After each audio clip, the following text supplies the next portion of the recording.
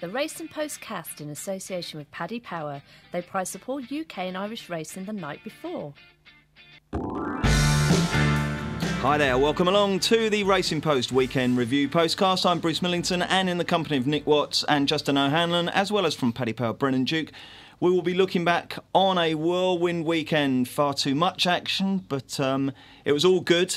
The bookmakers were complaining that big handicaps like the Bunbury Cup were relegated to next to nothing, having an effect on the levy, but there was plenty to get stuck into. Obviously the July Cup and Lamato were the stars, but we'll be looking ahead, seeing what it all means, seeing if we can pick you a winner maybe in the King George, the Irish Oaks, Glorious Goodwood and beyond. Let's start off though by paying homage to the Postcast tipping king, Mr. Paul Keeley. Here is what he had to say in Friday's broadcast about Royal Birth. Earlier in the week, I tipped Boom the Groom and Royal Birth, and with every passing day, I've been getting more confident about Royal Birth. I think he's probably the bet of the day. He absolutely bolted up at Chelmsford last time. He went up to 100 from 94 there, and I thought he was lucky just to go up to 100. If he acts at Ascot and Exceed and Excel is his sire, and only Oasis Dream is sire, more winners on Ascot Straight Track in the last 10 years, then Royal Birth just will win. I'll tell you what, if you listen to that, you just couldn't not back him, could you? And I believe I wasn't the only one on this particular broadcast who did reap the benefits of Kills' wisdom. Is that right, chaps? Certainly, yeah. I just followed him in for pig iron, as we say. Wouldn't have had much interest in that sprint handicap otherwise, but the case he made was so convincing. I said, I better back this thing, see if Keely's any good. Brendan, did he grab the Duke lapels and force you into having a shekel or two? He certainly did, because I put it to him when we got the running order for that particular podcast that was an impossible race.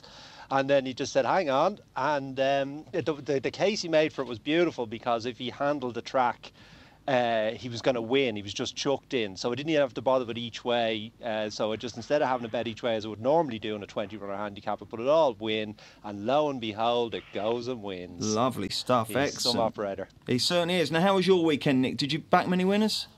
It was fairly quiet, Bruce. I think I was probably overtaken with all the sporting things that were going on last weekend. Not just racing, was it? It was the Tour de France and all sorts. So you needed eyes in the back of your head. So I just sat and watched and enjoyed and didn't get too involved. It was good, wasn't it? And now you're newly married. Are you finding that you're having to be a little bit more careful on the betting? Is there a bit of scrutiny on the old bank account now? Or That's the other side of it. I did have to take her out on Saturday as well. So, opportunities to watch the racing were few and far between. I think I even caught some of them on C4+1. So no good for betting on that, is it? Certainly isn't. Married life, eh? Right, OK, well, Saturday's action, like I say, came thick and fast, but clearly the highlight was the July Cup, in which Lamato quick and clear. He sort of jinked towards his right a bit once he got a lead, but it was still a pretty mighty performance. Nick Watts, what did you make of him? He was stunning, wasn't he? I thought he was great.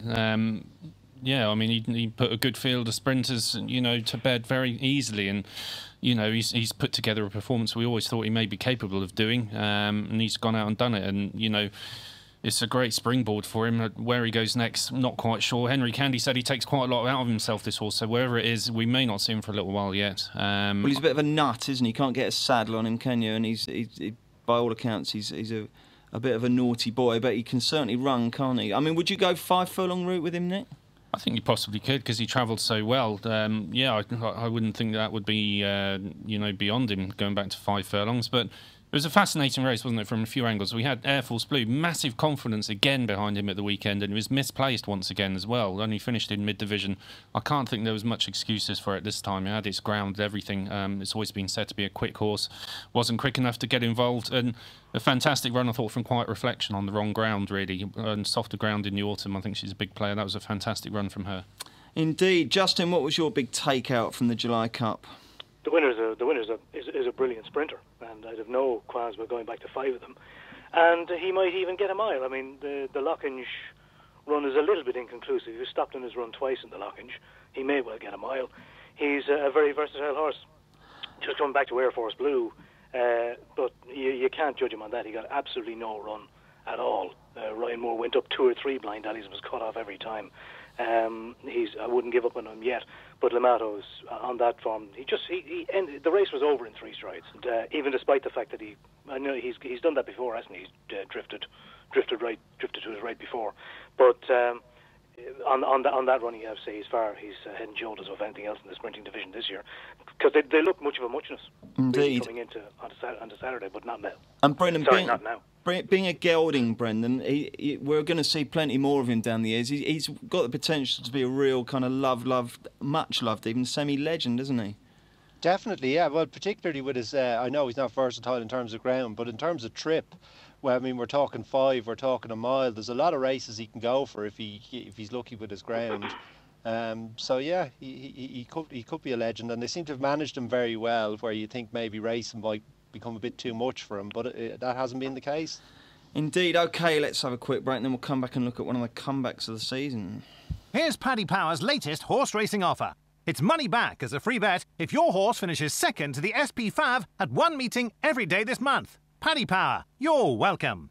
Max free bet £25, 18 plus. Please gamble responsibly. Okay, Nick Watts, Lumiere, what a performance that was, wasn't it? After, having disappointed so much earlier in the season, she really does look back to her best, doesn't she? And, what can she achieve, do you think, now? Well, I mean, you only have to go back to what Mark Johnston said about her prior to the Guineas, that she was one of the best that he'd ever had. I think certainly since Attraction, he was saying. So the Guineas run was obviously a huge disappointment. It just goes to show how horses can make fools of you. But his original judgment looks as though it could be right after all, having seen her last weekend. Very, very impressive. I think she won by 6 lengths in the end. Goodwood just around the corner, you could maybe see her going there, and then on to Group 1 races by the end of the season. But she was a Group 1 filly last season, and I think you'll see a Group 1 filly again this season. Brendan, does she crop up in any anti-post markets? I don't think she's in the Lennox, which would be a good option for her. She is in the Lennox. She's 4-1 joint fab for the Lennox. Poor show from me. Well, that would look a good. I mean, I had her completely wrong. I didn't think she was a miler. But she'd certainly have no problem dropping back to 7. She gets the weight, she gets the fillies allowance. If she was going there, she'd nearly be 5, I'd say, if that was the route they went. Indeed. Justin, what was your highlight of the July meeting? There was plenty of good stuff, wasn't there? Yeah, there was, yeah. Lumia was one of them.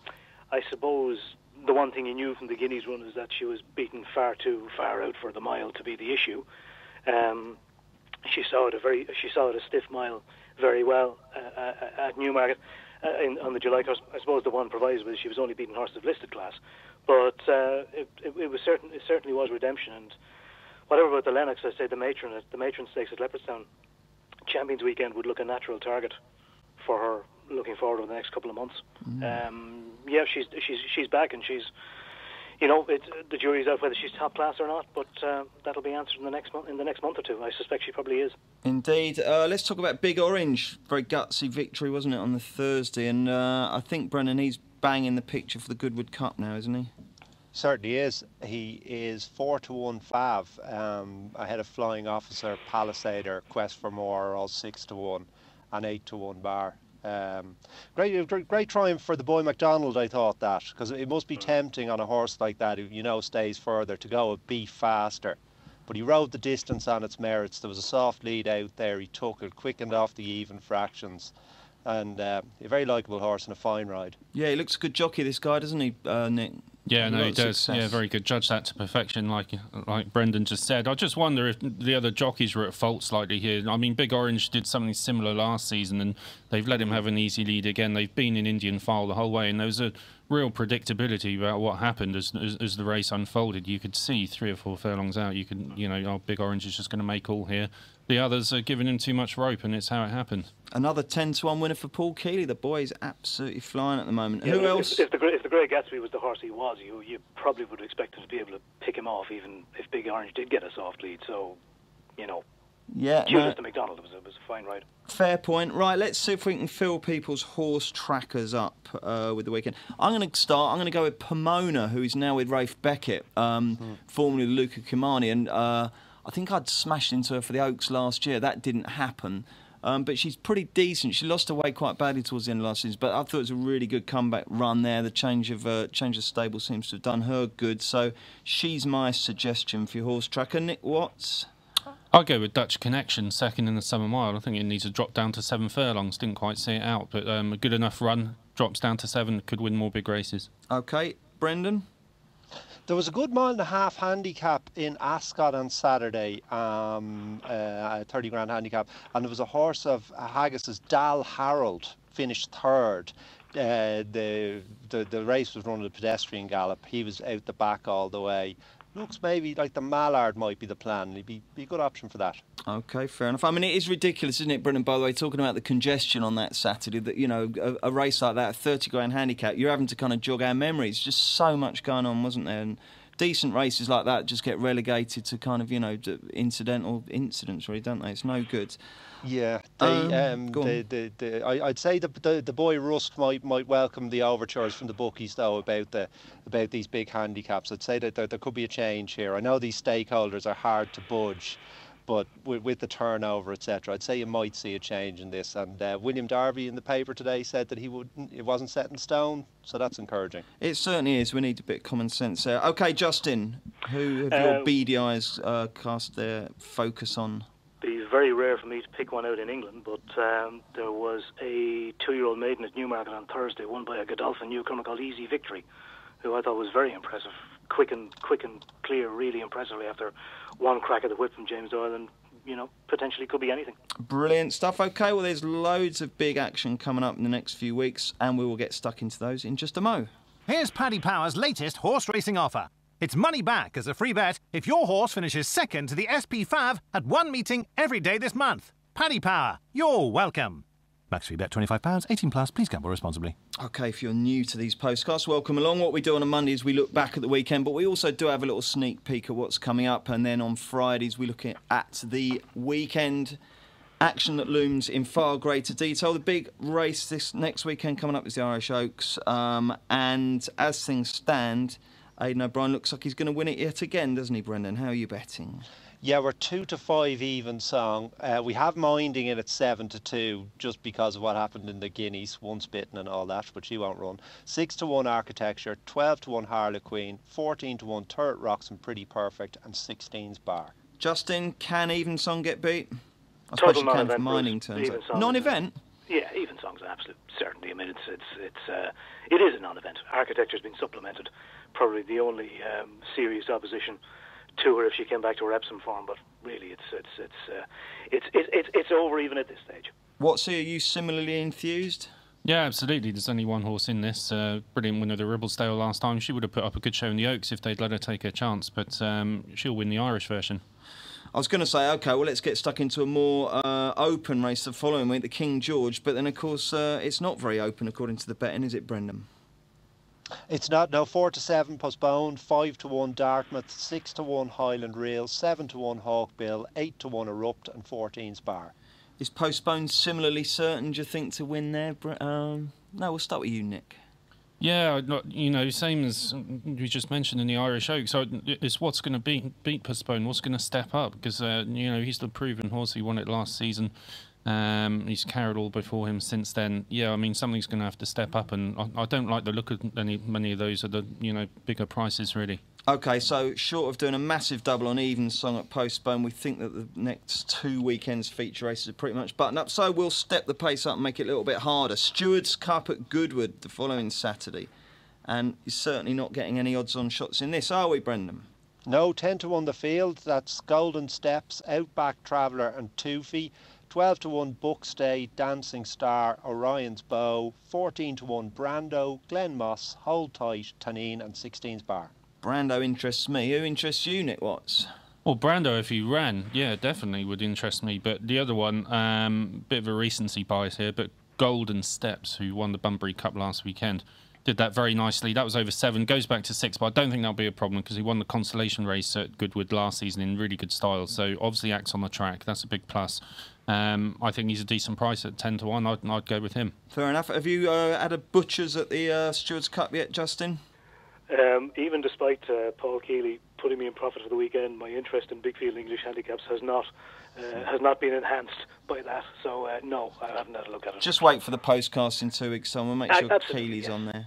We better stop him. We better cancel all his holidays at the moment because that's what happens. A tipster gets really hot and then they go away for 2 weeks. But Keels isn't really one for lying on a beach, so I'm sure he'll be here to keep us well fueled with decent tips. Right then, a quick early look for a glorious Goodwood good thing each. Nick Watts, we'll start with you.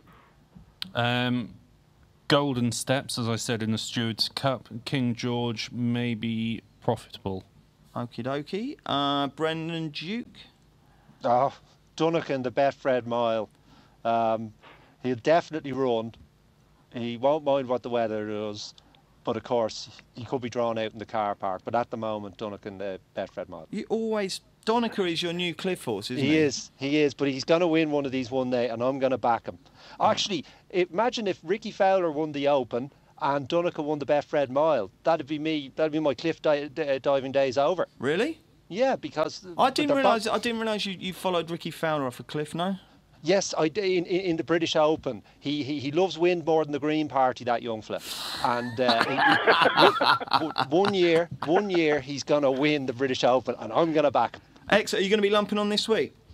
Yes, he'd be my main bet, and then I'll have about, I'd say, 27 other bets, and hopefully click. Each time the one you've backed hits 4 or 5 over, you just reload and go again, don't you? We've got an open postcast producer, Rob, haven't we, Wednesday? Yeah, so join us for that. That would be class, good. Yeah. And Justin, your glorious Goodwood good thing. If the Gurkha shows up in the Sussex Stakes, I very much fancy him to turn tables on Galileo Gold, so that's what I'll go for. Let's get a little latest show from Paddy Power, Brendan, on the Sussex. Certainly. That would be 6-4 Galileo Gold, 2-1 the Gurkha, 6-1 Bilardo, 8-1 Ribchester, and 12 Spar. OK, fine. Thank you very much, gentlemen, for your expertise. Thank you for listening. Like I say, Wednesday we've got a British Open postcast, and on Friday we will be looking more closely at the Irish Open and the Weatherby Super Sprint. The Racing Postcast in association with Paddy Power. They prize support UK and Irish racing the night before.